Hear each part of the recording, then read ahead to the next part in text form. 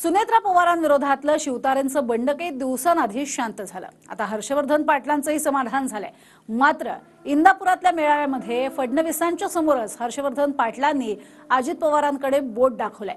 महायुतीचा धर्म मित्र पक्षांनीही पाळावा असं हर्षवर्धन पाटील म्हणाले। पाहूया टीव्ही 9चा स्पेशल रिपोर्ट।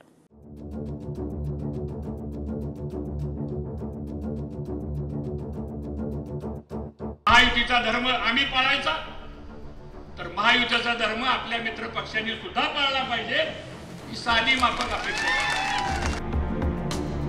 इंदापुरातल्या भाजपच्या मेळाव्यातनं हर्षवर्धन पाटलांनी फडणवीसांच्या समोरच अजित पवारांकडे बोट दाखवलं।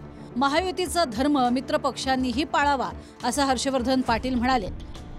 साहेब ही परिस्थितीने गरीब आहेत, सामान्य माणसं आहेत। कुणी ठेकेदार नाही ह्याच्यामध्ये, कुणी कॉन्ट्रॅक्टर नाही ह्याच्यामध्ये, कुणी लाभार्थी नाही, कुणी मलिदावाला नाही, आहे का कुणी सांगा मला? सगळे प्रामाणिक माणसं आहेत साहेब, पण स्वाभिमानी माणसं आहेत। आज साहेब या सगळ्या लोकांची अपेक्षा एवढीच आहे की महायुतीचा धर्म आम्ही पाळायचा तर महायुतीचा धर्म आपल्या मित्र पक्षांनी सुद्धा पाळला पाहिजे ही साधी माफक अपेक्षा आहे। हर्षवर्धनजी आमच्या आग्रह खातर 2019 साली भारतीय जनता पक्षामध्ये आले आणि भारतीय जनता पक्षाच्या कमळ चिन्हावर त्यांनी निवडणूक लढवली।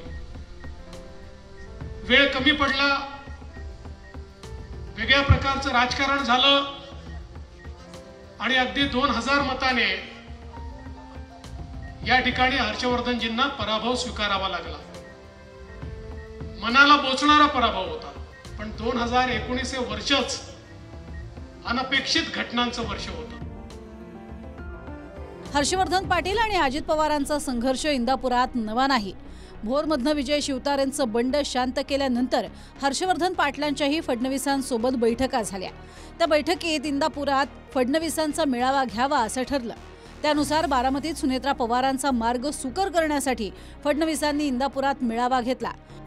ज्या प्रकारे मदतीच्या मोबदल्यात मदतीची अपेक्षा हर्षवर्धन पाटलांनी अजित पवारांकडून व्यक्त केली, त्याच प्रकारे ऑक्टोबरमध्ये विधानसभेच्या निवडणुकीत अन्याय होऊ नये असं हर्षवर्धन पाटलांच्या कन्या अंकिता पाटील म्हणाल्या। आपण जो निर्णय द्याल ते मान्य करतील निश्चित। फक्त साहेब एकच आहे की परत जे मागच्या 4 वेळेस अन्याय आमच्या तालुक्यावरती झालेला आहे तो अन्याय येणाऱ्या ऑक्टोबरमध्ये साहेब होऊ नये याची आपण जबाबदारी घेतलेलीच आहे। त्यामुळे साहेब आपण आमच्या इंदापूर तालुक्याचं पालकत्व आपण स्वीकारलं आहे। इंदापूर तालुक्यावरती इथून पुढच्या काळामध्ये कुठल्याच पद्धतीचा अन्याय होणार नाही अशी आम्हाला सगळ्यांना आशा आहे। तसंच आपल्या कार्यकर्त्यांच्या विरोधात खोट्या केसेस दाखल होत असून कारवाईसाठी येणारे फोन बंद करा हेही हर्षवर्धन पाटील म्हणाले। त्यामुळे असे फोन नेमके कोण करतात अशी चर्चा आता सुरू झाली आहे। अधिकाऱ्यांच्या बद्दल आमची तक्रार नाही साहेब, कारण आम्ही पण 20-20 वर्ष प्रशासनामध्ये काम केलेलं आहे।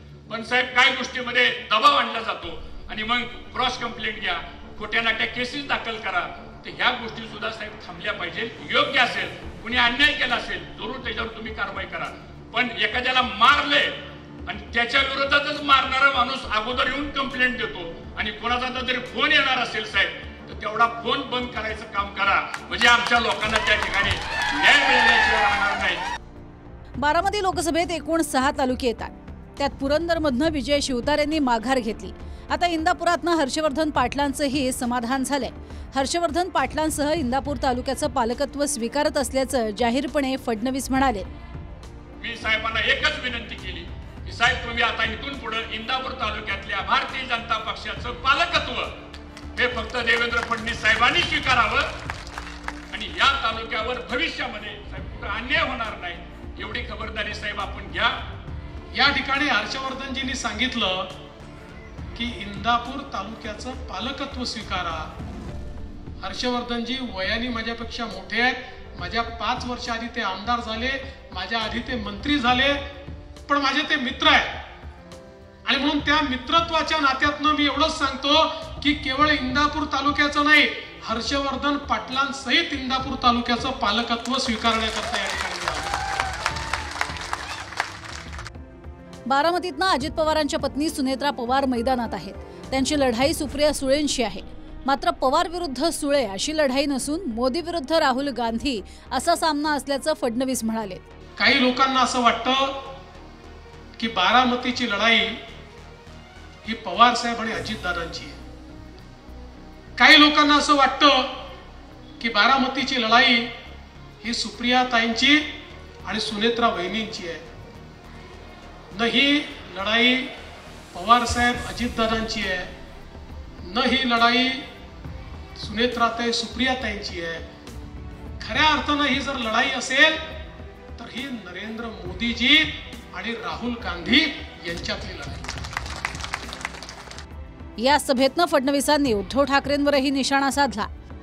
उद्धवजींसारखा आमचा 25 वर्षाचा मित्र आणि मित्रपक्ष निव्वळ खुर्ची करता पवार साहेबांच्या सोबत गेला, काँग्रेस सोबत गेला आणि एक वेगळं सरकार त्या ठिकाणी तयार झालं. बंधू भगिनींनो, 2.5 वर्ष हे सरकार चाललं आणि त्या काळामध्ये एक मोठा संघर्ष आपल्याला करावा लागला. ज्या प्रकारची वसुली या सरकारच्या माध्यमातून चालली होती, महाराष्ट्राच्या इतिहासातील सर्वात मोठं वसुली सरकार हे 2.5 वर्ष त्या ठिकाणी आपल्याला पाहायला मिळालं. दीपक कापरेसह योगेश बोरसे, TV9 मराठी, इंदापूर.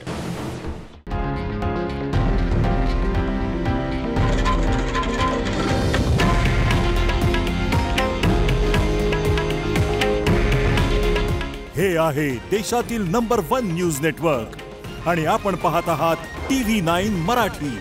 काळजी तुमची, हित महाराष्ट्राचं.